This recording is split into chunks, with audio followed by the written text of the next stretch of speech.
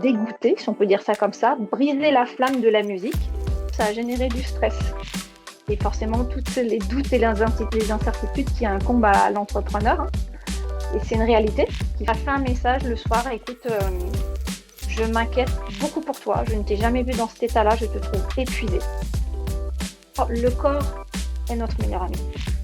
Bienvenue dans ce nouvel épisode de l'émission Santé d'entrepreneur, destinée à tous les chefs d'entreprise qui n'ont pas le temps de prendre soin d'eux.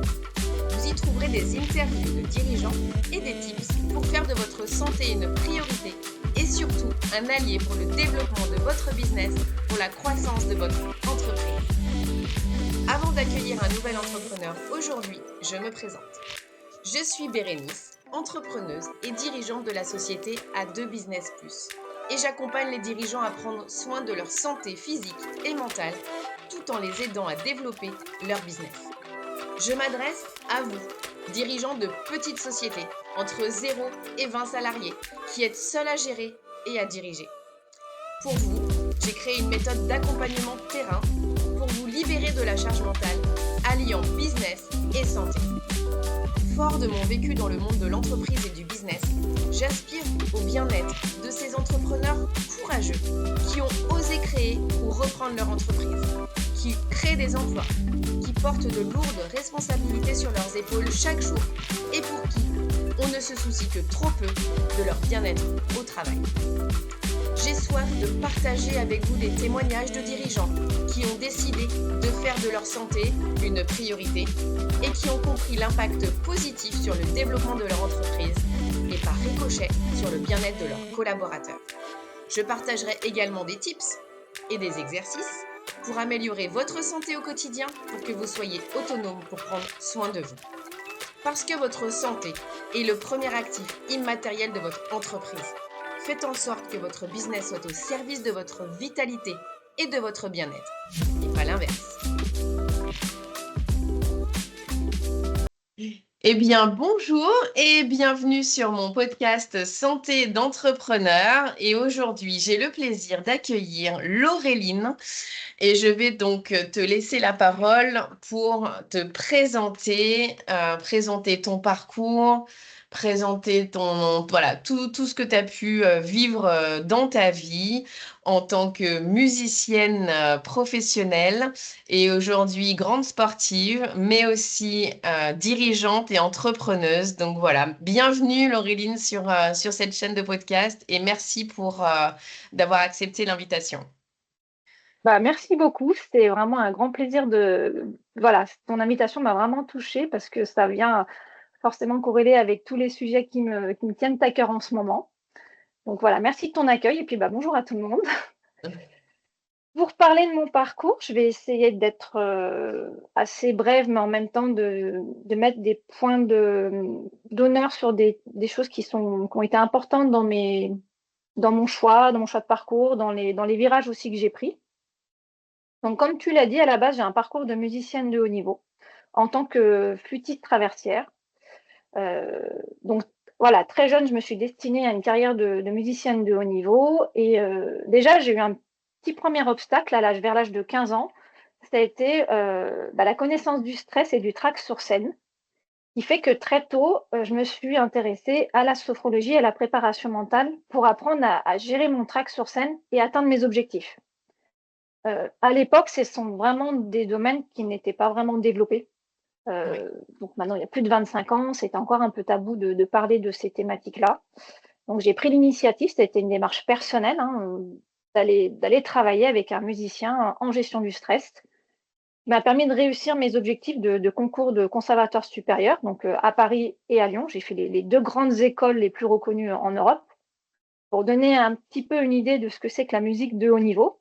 Donc j'ai aussi joué dans les grands orchestres, Orchestre de Paris, Orchestre de Lyon, voilà, d'autres ensembles qui sont moins connus. J'ai joué dans les grandes salles, à l'orchestre de l'ONL, salle Pleyel, voilà. Et puis j'ai aussi enseigné en conservatoire de Lyon notamment. Alors, peux-tu donner des précisions sur ton rythme de vie à ce moment-là au Justement, conservatoire?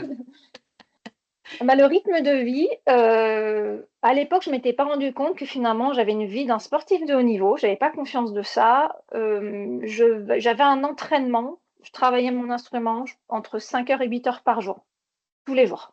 Donc il y avait une pratique quotidienne personnelle de l'entraînement personnel individuel, voilà, faire ses gammes, répéter ses morceaux, pour préparer ensuite des répétitions collectives et des prestations scéniques, soit solo, soit en orchestre, soit en musique de chambre. Donc, j'ai cette pratique-là, si je fais le compte, on va dire une dizaine d'années de pratique intensive, qui a eu forcément aussi des conséquences, on va dire, délétères sur mon organisme, aussi bien physique que mental. En plus, on rajoute la pression aussi, voilà, des études supérieures, un instrument dans lequel j'ai choisi où il y a très peu de débouchés, donc beaucoup de monde et beaucoup de pression. On était 100 à se présenter pour une place en orchestre. Voilà, donc ça demandait, voilà, d'avoir une connaissance de soi et une gestion mentale, là, on était, voilà, c'était, on va dire, à ce moment-là, si je peux comparer avec le sport, dans une équipe élite. OK. Et j'étais dans cette forme de performance et on comprendra pourquoi maintenant j'exerce dans cette thématique-là, la performance à outrance, qui pour moi, en fait, m'a un peu, dégoûtée, si on peut dire ça comme ça, brisé la flamme de la musique. Parce que derrière, physiquement, j'ai eu des troubles musculo-squelettiques, que j'ai encore un petit peu actuellement, hein, avec une posture pas vraiment naturelle de mon instrument. Et puis aussi, bah, une pression et mentalement, au bout d'un moment, j'en avais marre en fait. J'avais perdu, si on peut dire, la flamme et surtout le sens. Et là, on y reviendra sur la question du sens avec la santé mentale de l'entrepreneur.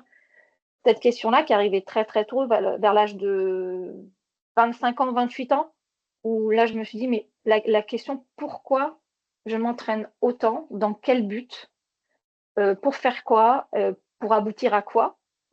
Si ce n'est, des concours qui au bout d'un moment, bah, il y a des échecs parce que c'est tellement compliqué, c'est tellement difficile.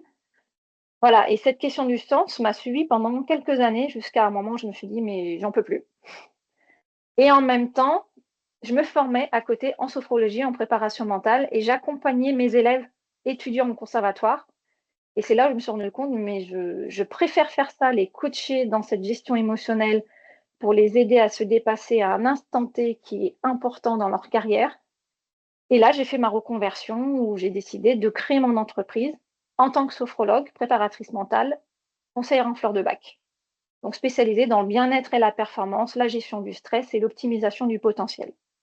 OK. Alors, juste pour revenir un petit peu sur cette période où tu as été dans la performance à outrance.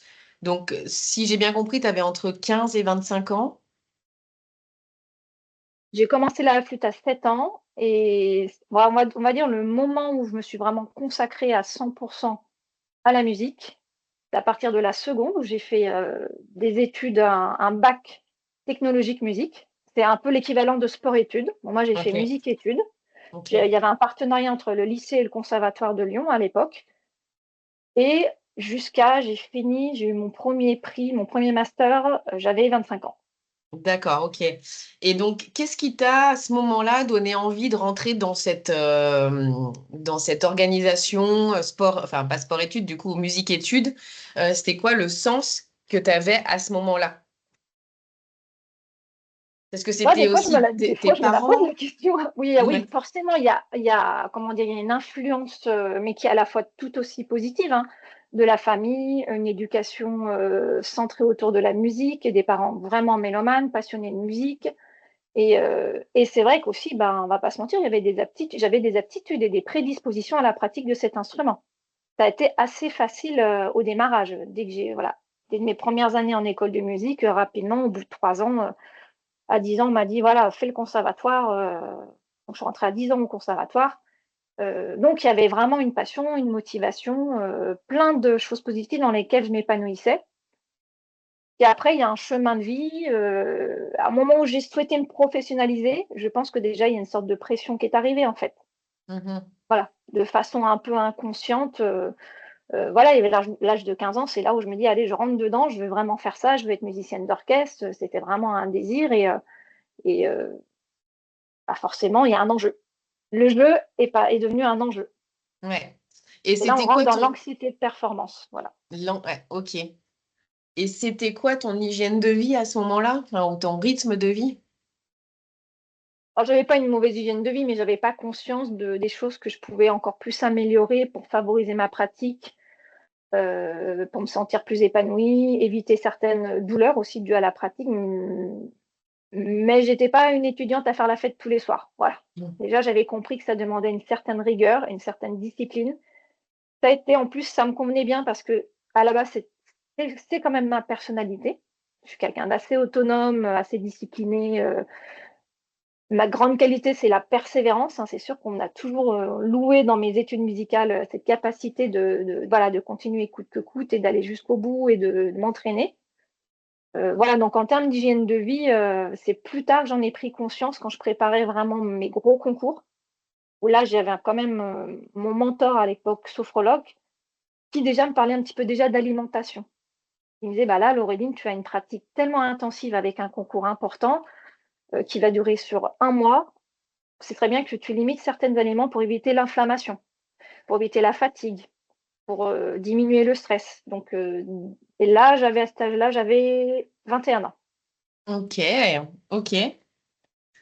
Ok, ok. Donc, ce cheminement, cette expérience t'a amené à accompagner, Ouais, donc en sophrologie, donc des musiciens, c'est ça? C'était des élèves que tu accompagnais et tu t'es mis à ton ouais. compte à ce moment-là ou... Ouais. Mais ouais, en fait, c'est à force d'enseigner, je me suis rendu compte que mes élèves, je les accompagnais dans leur pratique instrumentale. Ils avaient tous des préparations d'examens, de concours.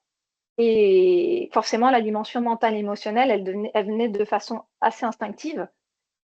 En voyant mes élèves sur scène, 9 élèves sur 10 complètement pétrifiés de peur. Donc forcément, ça m'a renvoyé à moi, mon vécu étant plus jeune, en me disant: «Mais j'ai les clés, j'ai les solutions».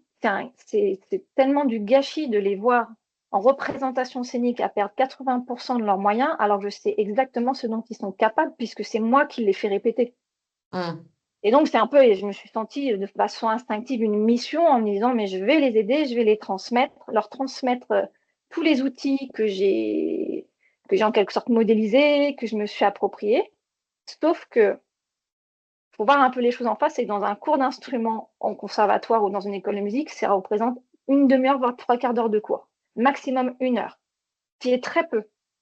En une heure, on n'a rien de temps de faire, on n'a rien de temps d'aborder.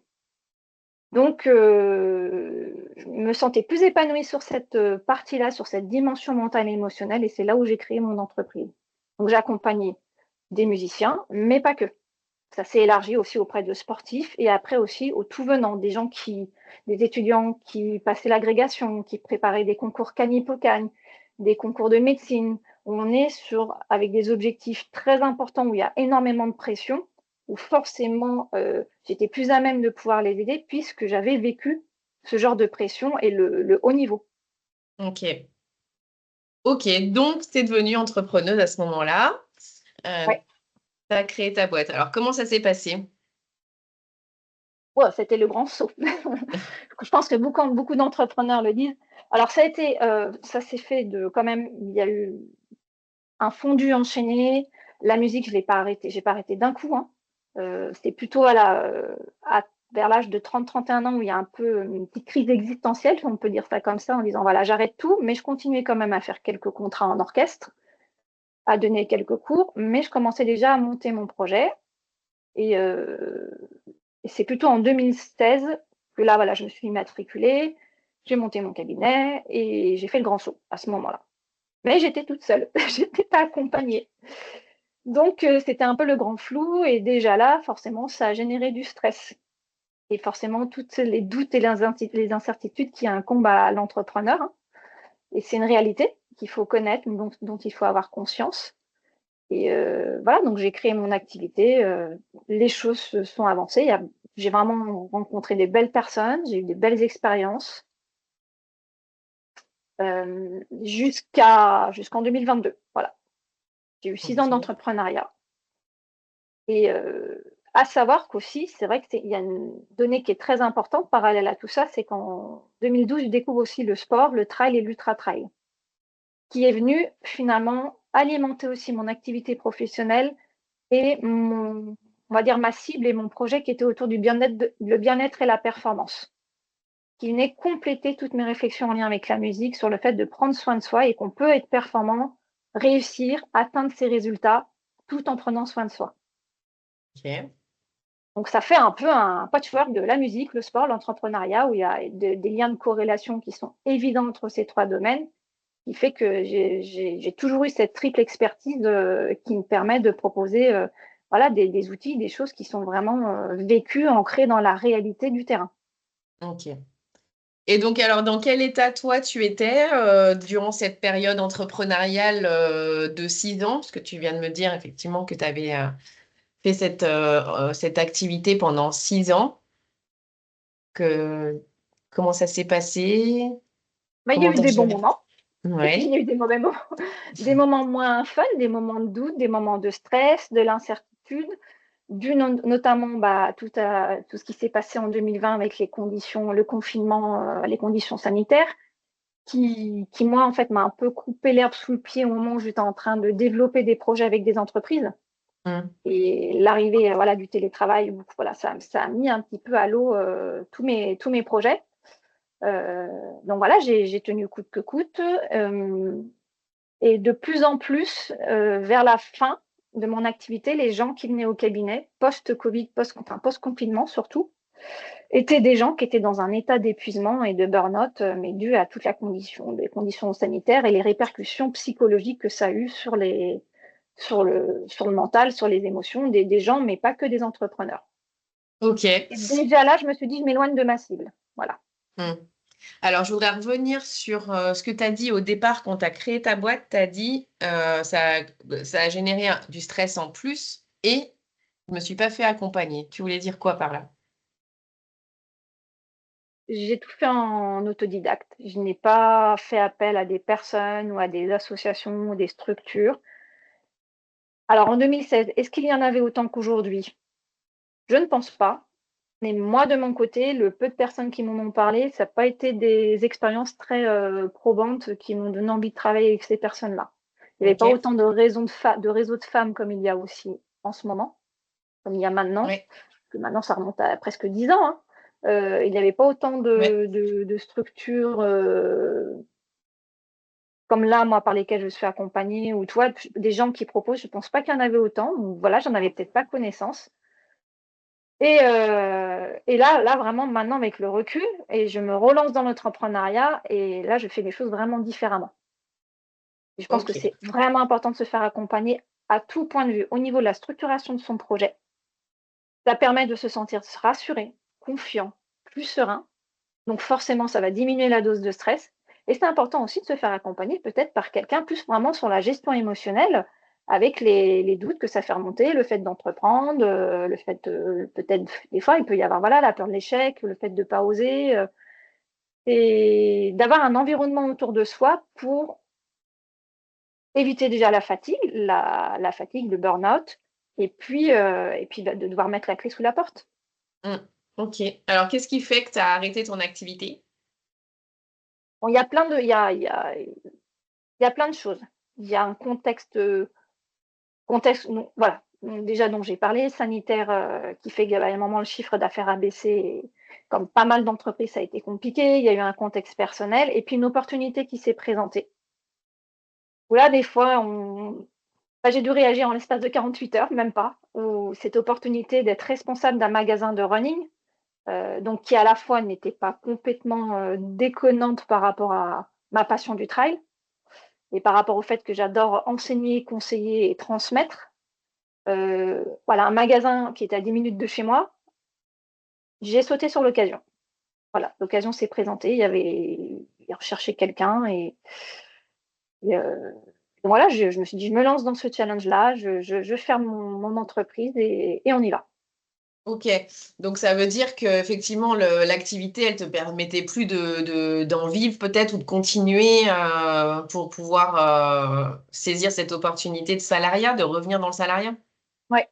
Il y avait aussi, maintenant avec le recul, donc en 2022, je pense à un essoufflement aussi. OK. Parce que je suis quelqu'un de résiliente et c'est ce qu'on dit de moi. allez, on se remet en selle parce qu'il y a eu un échec, on se remet en selle parce qu'il y a les conditions sanitaires qu'il faut que tous mes contrats s'annulent au fur et à mesure. Mmh. Mais il y a un moment, bah, c'est comme je dis, hein, et je fais toujours le parallèle avec le trail, la vie, c'est un ultra trail, voilà, il y a des ups, il y a des downs, mais il y a des moments aussi, il faut savoir, je dirais pas s'avouer vaincu, il faut savoir dire stop. Mmh. Et quand il y a tous les chemins qui se croisent et qui te montrent là, il y a un moment, il est temps de s'arrêter, et je sentais cette fatigue-là, mentale, plus que physique, une fatigue mentale, et que l'opportunité est arrivée, je me suis dit: «Allez, j'y vais». OK. Donc voilà, une belle opportunité pour toi. Tu as donc intégré, cette société de running, Ouais. et donc alors du coup, raconte-nous En ce tant que cheminement? responsable de magasin avec, moult tâches et ça a été très intéressant, très enrichissant. Mais il y a un mais forcément derrière, c'est qu'il y a un an, donc je peux dire il y a quasiment à date anniversaire, il y a un an, j'ai fait un burn-out. Voilà, et la question, c'est de se dire comment moi, sophrologue, conseillère en fleurs de bac, je peux faire un burn-out parce qu'on me l'a beaucoup posé cette question, et c'est là où on se rend compte du tout le schéma, insidieux et pernicieux du burn-out, et qui fait que les cordonniers des fois sont les plus mal chaussés, et que j'étais dans un contexte aussi qui était quand même différent de celui dans lequel j'exerçais avant, et j'ai je peux pas dire que j'ai pas vu les choses arriver, c'est que j'ai pas vraiment, je pense que j'ai peut-être pas accepté ce qui m'arrivait à ce moment-là. Ce qui fait que je n'ai pas agi au bon moment, et ou en tout cas quand j'ai agi, je veux pas dire que c'était trop tard, mais j'ai fait ce qu'il fallait pile au bon moment. Voilà. OK, et alors du coup, est-ce que tu peux nous expliquer ce processus, de schéma, comme tu dis, insidieux Ouais. du burn-out, Alors ça, pour rappeler le contexte, ce processus, c'est mon médecin qui me l'a montré le jour où je suis allée le voir, donc j'ai même la date, le 25 juillet 2024, Ah parce oui. que je sentais qu'il y a quelque chose qui n'allait pas depuis des mois, et qui me l'a montré, qui m'a dit: «Vous en êtes où dans ces 4 étapes?»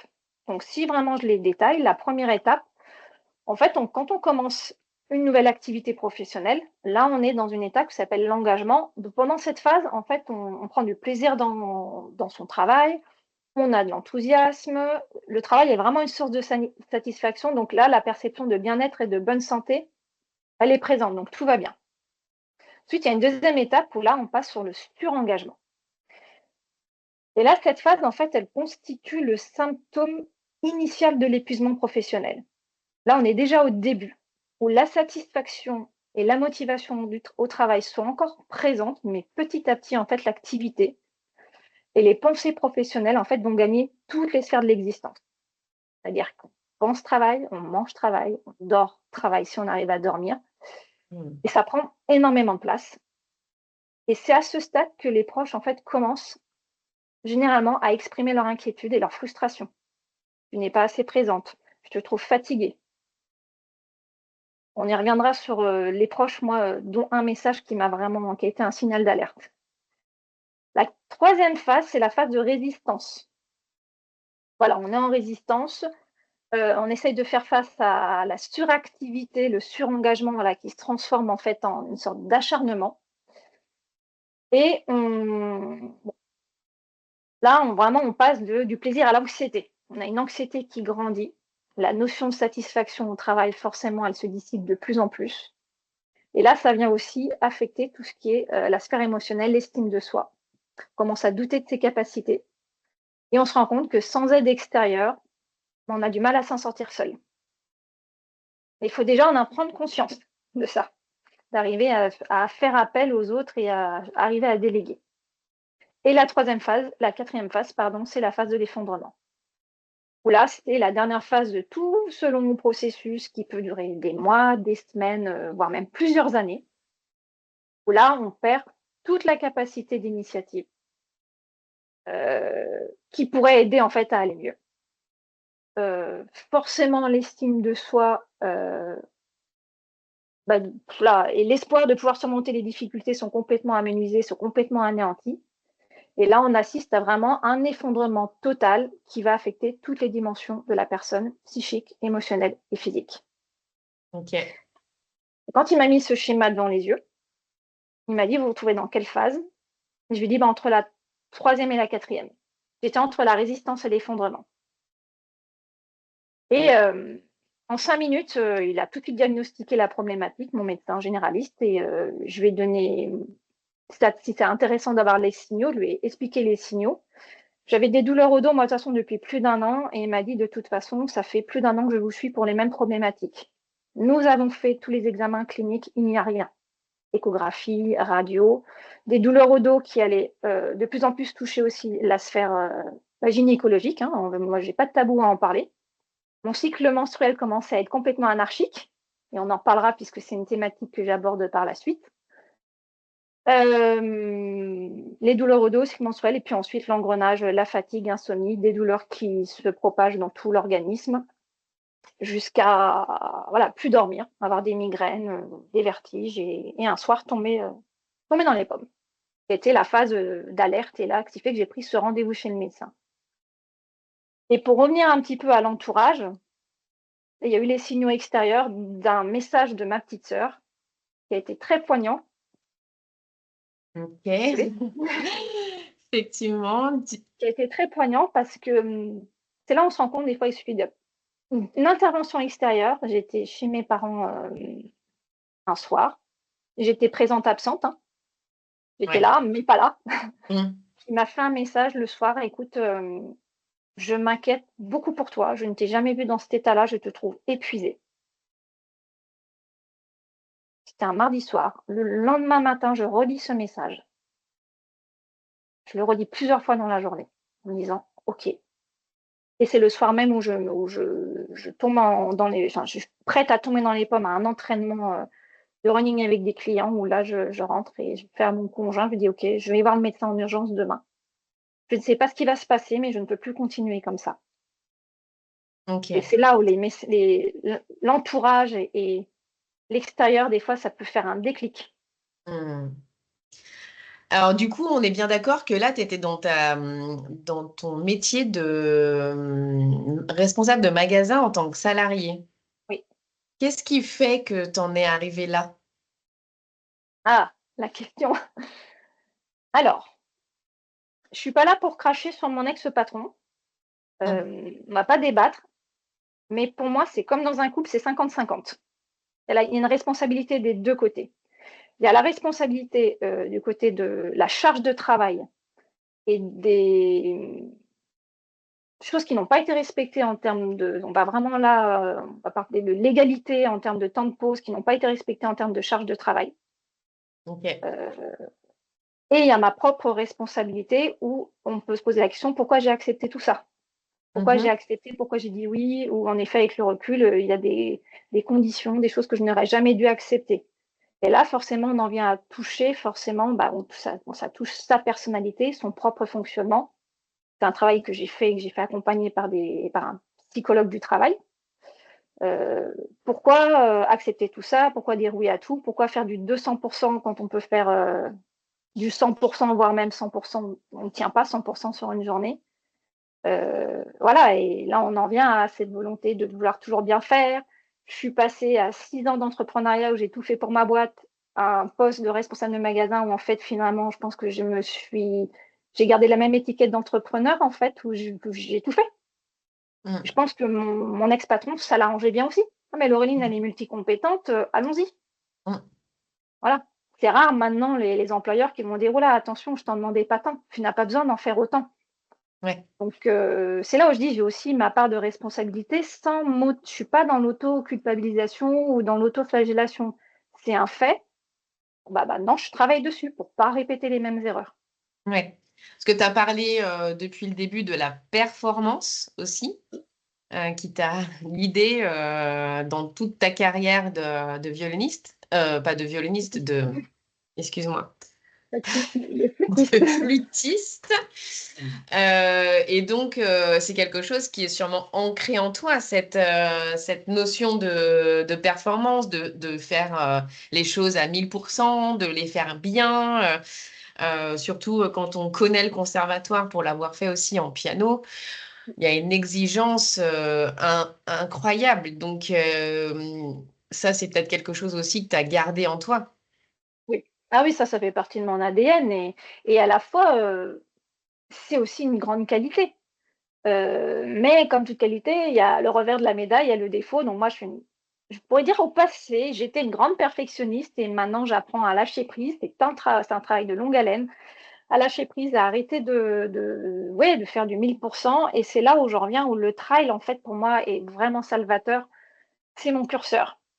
Et de plus en plus où j'avance dans le trail, je m'écoute de plus en plus, je prends soin de moi, même quand je prépare des longues distances, j'ai l'impression que ça me permet de prendre plus soin de moi. Ça peut être paradoxal, mais parce que je veux faire les choses avec le plaisir. C'est ce qui me guide maintenant. S'il y a pas de plaisir, je n'y vais pas. Là, par exemple, j'ai un dossard, j'ai fait le marathon du Mont Blanc il y a un mois, j'ai un dossard pour le 22 août. Je n'ai pas envie de faire cette course, je n'y vais pas. Il y a OK. quelques années, j'aurais été incapable de prendre cette décision. Et pour moi, c'est Mmh. OK et je suis complètement alignée avec cette décision. C'est pas grave, hein, le dossard, il est payé, tant pis. Voilà, mais je n'y vais pas parce que j'ai pas envie de la faire. Donc voilà, il y a quand même des choses qui changent. Peut-être que j'ai 41 ans, l'âge de la sagesse, on dit que c'est l'âge de la sagesse, bah voilà, ça aide. Je prends plus de hauteur. Mais après, c'est sûr que la performance, c'est ce qui enfin, ça fait partie de mon ADN et c'est en effet toute la thématique de ma profession et de ma reconversion. Enfin, reconversion en quelque sorte de ma recréation d'entreprise autour du bien-être et de la performance. OK, et donc du coup, bah, ça m'amène à te poser la question. Donc, il y a un an, un rendez-vous chez le médecin, tu es tombée dans les pommes et cetera. Qu'est-ce qui s'est passé depuis? Arrêt maladie, rupture conventionnelle, j'ai pris énormément soin de moi. J'ai accepté, très, très vite, j'ai accepté cette phase-là, parce que c'est compliqué aussi d'accepter, c'est une sorte de défaillance, hein et j'ai pris le temps de me reconstruire, de prendre soin de moi et comment je pourrais dire? Petit à petit, en fait, ça a commencé à se refaire place dans ma tête de me dire: «Qu'est-ce que je fais? Est-ce que je retourne sur un travail salarié? Est-ce que j'ai cet aussi ADN d'entrepreneur qui a été ensuite, confirmé par des tests que j'ai faits, par un bilan de compétences qui m'a ramené en fait ce bilan de compétences m'a ramené à ce que je faisais avant. Le fait d'accompagner, de coacher, de transmettre, de former, de fédérer autour du bien-être, du sport, l'alimentation, le cycle hormonal, voilà, qui est la nouvelle donnée, qui est pas si nouvelle que ça finalement parce que ça fait 7 ans que je travaille dessus. Ça m'a ramené à tout ça comme une évidence. Ben, voilà, maintenant ça a été c'est bien, j'ai cette information, mais qu'est-ce que j'en fais? Qu'est-ce que j'en fais et comment je vais pouvoir exploiter tout ça, avec toujours ce garde-fou de je ne veux pas répéter les mêmes erreurs. Alors, juste avant de parler de ta nouvelle activité, est-ce que tu peux nous expliquer quel est le processus pour sortir du burn-out? Parce que du coup, tu as parlé des 4 phases qui sont importantes à identifier pour savoir si on est dans ce système infernal du burn-out. Qu'est-ce qui s'est passé pour toi pour en sortir? Comment ça s'est passé? Alors, le processus, il va être différent en fonction des personnes. Là, déjà pour commencer à te répondre parce que, on a tous des phases différentes de burn-out. Tu as des gens qui tombent en dépression, vraiment très, très profonde. Moi, j'en suis pas arrivée jusque-là, je pense que je me suis arrêtée pile à temps. Pour moi, ça a été, de retrouver la première chose, une des premières choses que j'ai faites, c'est retrouver une vie sociale. Ça a été mais je crois que j'ai jamais autant invité de gens chez moi, heu, non, je dirais même avant la vie sociale, ça je me souviens, c'est de m'occuper de chez moi. Parce Ok. qu'il y a un moment quand tu es dans le boulot dodo, plutôt que plus de chez et en plus je venais de déménager, donc j'avais même pas encore pris possession du lieu où j'avais déménagé. Un lieu avec mon conjoint dans lequel je désirais vivre dans les Monts d'Or, c'est mon un terrain de trail, génial pour s'entraîner, une joie d'être là et j'avais cette sensation de ne pas en profiter et la première chose que j'ai faite, je vais d'abord profiter de chez moi. On vient de Hmm. déménager il y a quelques mois, donc j'ai aménagé, refaire de la cuisine, mais ça paraît simple, hein. Ouais. J'ai commencé à faire de la cuisine parce que c'est mon conjoint qui faisait tout, il a été extraordinaire, hein. Ça, il m'a beaucoup aidé, hein et juste remettre, comme on dit, vulgairement, remettre la main à la pâte, mais au sens propre comme au sens figuré, parce que tu reviens dans des choses concrètes. Parce que quand tu passes par une phase de burn-out, j'ai quand même eu quelques jours et quelques semaines de néant, Hmm. où tu perds il y a plus de sens, tu perds la direction et tu te dis: «Mais là, tu es dans un trou et qu'est-ce que je vais faire de ma vie?» Je suis dans un état tellement léthargique une larve que je ne suis plus capable de rien faire. Hmm. Voilà, donc la première chose, m'occuper de chez moi et ensuite, j'ai vu du monde. J'ai revu tous OK. les amis, j'ai repris contact. Je fais: «Oh ça fait longtemps qu'on ne s'est pas vu, on a fait la crémaillère». Ça fait beaucoup de bien de retrouver une vie sociale. Mmh. C'est très important, vraiment, de sortir de l'isolement. Et tu Ça, c'est parlais un de des ton conseils. état?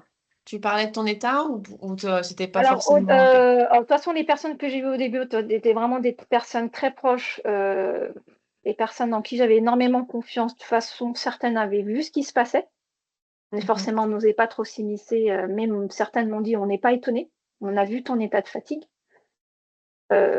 Et puis ensuite, j'ai ouvert le cercle de plus en plus et moi, j'ai rapidement parlé de mon état parce que je suis quelqu'un, je suis pas c'est important aussi d'être honnête et d'être authentique, en fait. D'en parler, ça on sait de soi et je me suis rendu compte que j'aidais des personnes, le fait d'en parler, des personnes qui finalement, par effet miroir, se sont rendues compte qu'elles étaient dans un état similaire Mmh. et qui maintenant, certaines sont venues travailler avec moi et que j'accompagne. Voilà. OK. Et après, ça a été surtout, reprise très, très progressive du sport parce que j'étais dans un état en septembre où je pouvais à peine marcher 3 kilomètres sans avoir le rythme cardiaque qui montait à plus de 200 par minute.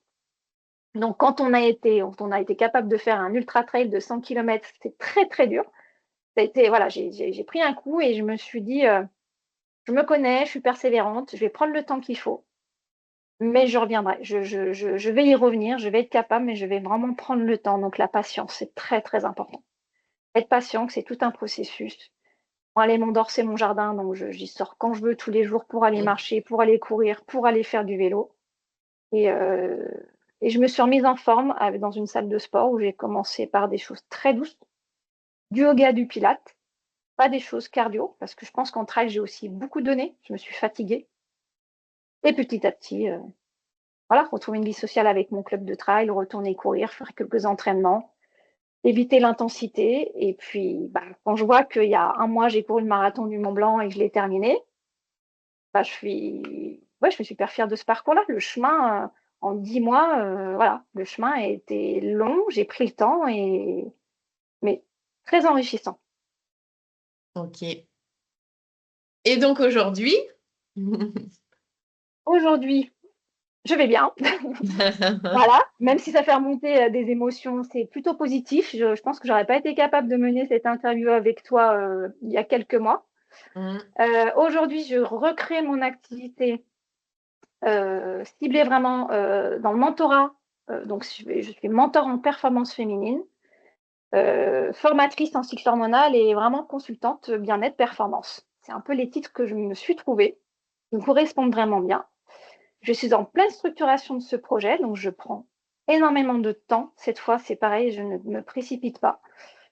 Comme la préparation d'un trail ou d'un marathon, hein, c'est pas en un mois que les choses se construisent et je me fais accompagner et là, je suis en phase de structuration, donc je termine mon étude de marché. On va rentrer dans la phase business plan, prévisionnel financier, je pense que ça te parle. Stratégie commerciale pour faire les choses dans l'ordre, avec prudence et ensuite, je vais voir pour me mettre en couveuse pour tester mon projet. OK. Voilà. Donc c'est une démarche qui est complètement à l'inverse de la démarche que j'avais en 2016 parce que chat échaud des craintes d'eau froide et je me sens beaucoup plus sereine, en fait. J'ai une sorte de confiance et d'intuition que ça va marcher et je me donne les moyens avec les personnes qui m'entourent, pour faire en sorte que ce projet, il réussisse. Mmh. OK. Tout en respectant ton hygiène de vie et ta Complètement, qualité de vie. complètement. Ouais. OK. Du coup, si tu avais, des conseils, à donner à ces dirigeantes, entrepreneurs, entrepreneuses qui, bah, ont la tête dans le guidon, qui sont, à fond. Ouais. Il y en a plein. Je vais essayer de Ouais. cibler bah, il y a des choses que j'ai déjà un petit peu évoquées, en parler. Je sais que ça peut être compliqué, il y a aussi pas mal des fois l'ego, de parler de ses difficultés. On oublie, des fois qu'il existe des professionnels de santé que ça s'appelle la médecine du travail. Alors c'est vrai qu'on en a plus ou moins une bonne, impression, une bonne idée de la médecine du travail, mais moi, c'est ce qui m'a aidé aussi à prendre de la hauteur et du recul et de me sentir légitime dans mon ressenti. Parce qu'on arrive à un moment où on se dit, mais est-ce que c'est normal que je ressente ça? Je me sens fatiguée, que je me sens plus capable, tellement tout est flou que j'ai vraiment douté de ma légitimité par rapport à ça. Donc déjà, d'en parler avec un professionnel, ça permet de dézoomer et d'avoir un regard d'un professionnel qui vous dit: «Mais en fait, oui ou non, mais ce que vous vivez, en effet, ce n'est pas normal. Vous avez des conditions professionnelles qui déjà, elles ne sont pas normales et ne respectent pas le cadre légal et vous en subissez les conséquences». Ouais, donc ça, c'est quand tu es salarié, on va dire. Ouais, quand tu es salarié, alors oui, et OK. après quand tu n'es pas salarié, il existe, voilà, des médecins, et des gens, il y a un moment de ne pas attendre, l'effondrement justement pour aller voir le médecin. Mmh.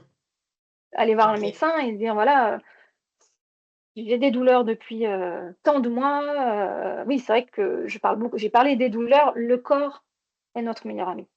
C'est vraiment Mmh. l'indicateur de santé qui va donner le warning, qui va faire clignoter les voyants lumineux comme une voiture. Là, attention, il y a quelque chose qui ne tourne pas rond. Et les Ouais. maladies chroniques ou les douleurs chroniques, il y a pas besoin de chercher midi à 14 heures. C'est Il y a quelque chose qui est installé depuis plusieurs semaines, plusieurs mois, qui est souvent généré par du stress parce que le stress est la cause de plus de 500 maladies et de douleurs chroniques. Ça a été prouvé scientifiquement. Je pense que la plupart des personnes le savent, mais n'en ont pas forcément conscience. Donc, tu vois, les conseils, j'en ai plein, écouter son corps. Mmh. Ouais, quand notre voiture, il y a un voyant lumineux qui s'allume, on ne reporte pas au lendemain. Pourquoi on ne fait pas la même chose avec nous? Mmh. Nous, notre corps est notre véhicule terrestre, on n'en a qu'un. La voiture, elle tombe en panne, elle nous lâche complètement, on peut la changer, mais notre corps, on n'en a qu'un. Et c'est comme ça, et des fois, je me dis: «Mais l'être humain fonctionne très bizarrement». Il va donner les moyens de temps, d'argent pour faire réparer sa voiture parce qu'il y a plus d'huile, parce qu'il faut regonfler les pneus ou il faut changer le moteur. Mais quand il s'agit de soi et de son propre véhicule terrestre, on repousse. Ouais, alors on repousse ou on n'a pas forcément la vision des voyants, sur une voiture, c'est en face de nous, tu vois? On a le voyant qui est sur l'écran et donc du coup, on le voit.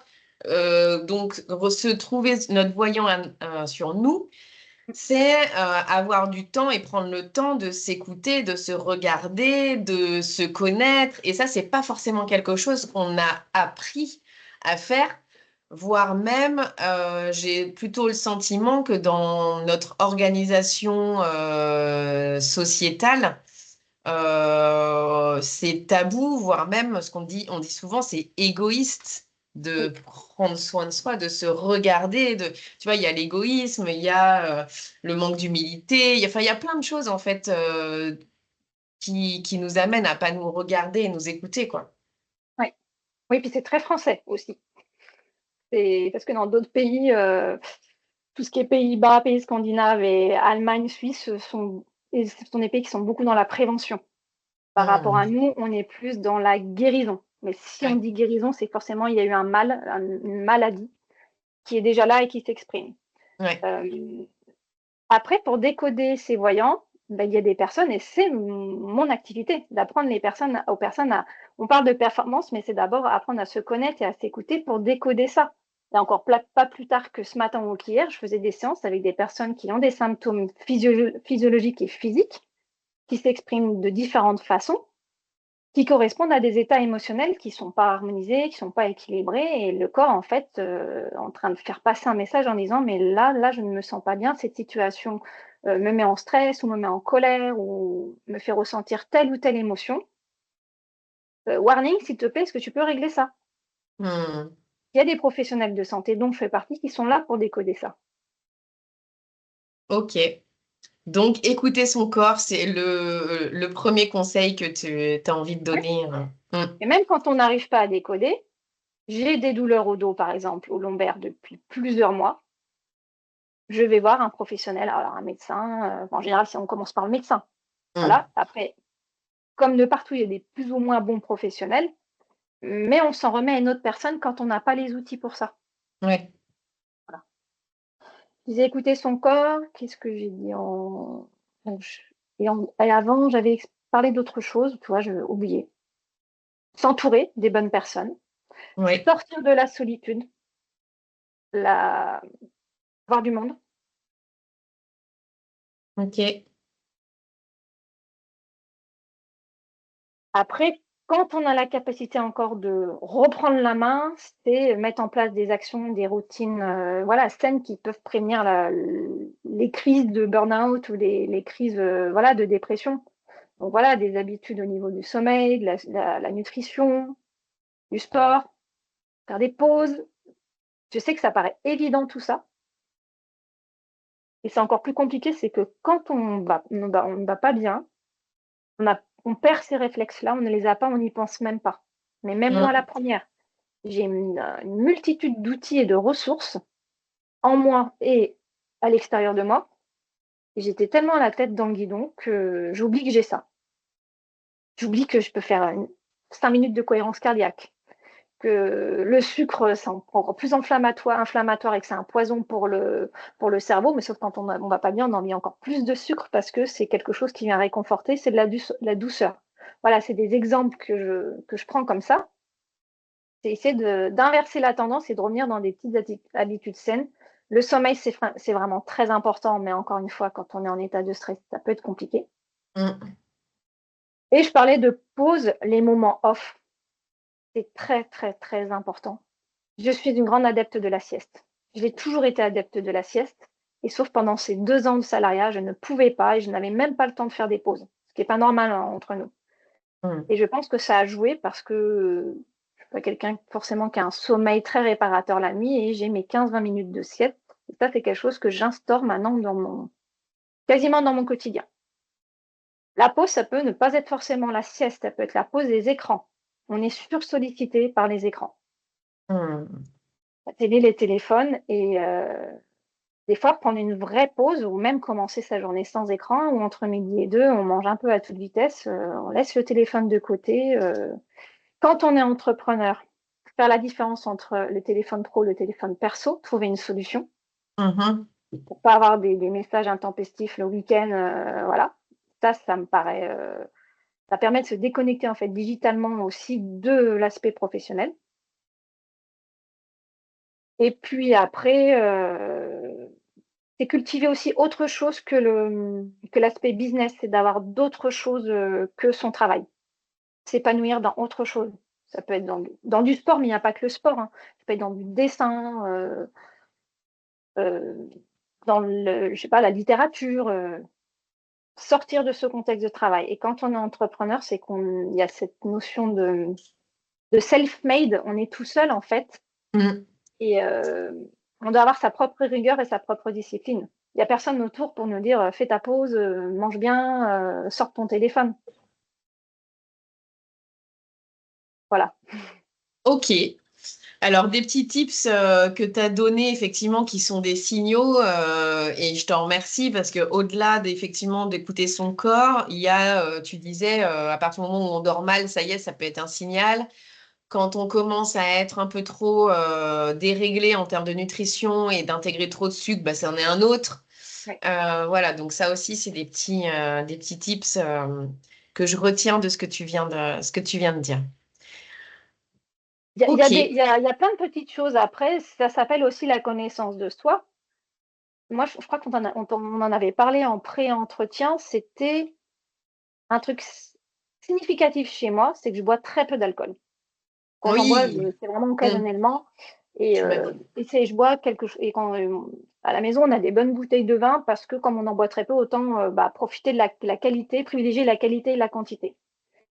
Bah, les 15 jours avant que je m'arrête, je me suis rendu compte que je m'ouvrais une bière tous les soirs et les gens qui me connaissent, bah, forcément savent que c'est pas normal et en effet, au bout de 10 jours, je me suis vue faire et je me suis dit: «Ouf, il y a quelque chose qui cloche».